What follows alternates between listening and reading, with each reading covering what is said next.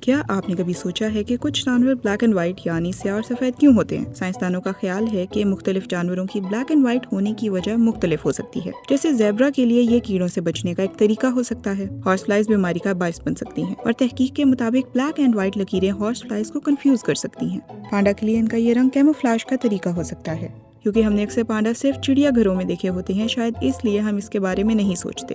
لیکن ان کا قدرتی ماحول مغربی چین کے برفیلے جنگلات ہیں، جہاں سیاہ اور سفید ہونے سے انہیں شکاریوں سے چھپنے میں مدد مل سکتی ہے۔ دوسری جانب سکنکس اپنے رنگوں کو وارننگ کے طور پر استعمال کر سکتے ہیں۔ خطرہ محسوس کرنے پر وہ ایسے مادے کا چھڑکاؤ کر سکتے ہیں جو دوسرے جانوروں کے لیے خطرناک ہو سکتا ہے۔ ان کے بلیک اینڈ وائٹ سٹرائپس ان علاقوں میں زیادہ واضح ہوتے ہیں جہاں زیادہ شکاری موجود ہوں۔ یہ اس بات کی طرف اشارہ کرتی ہے کہ ان کی سٹرائپس کا زیادہ واضح ہونا دراصل دوسرے جانوروں کو دور رہنے کا ایک پیغام ہے۔ اور اگر لیمرز کی بات کریں تو ایسے شواہد موجود ہیں جو اس بات کو ظاہر کرتے ہیں کہ ان کی سیاہ اور سفید دھاری دار دم گروپس میں ہم آہنگی کے فروغ کا ذریعہ ہیں۔ جب وہ چلتے ہیں تو اپنی دم سیدھی ہوا میں کھڑی کر لیتے ہیں۔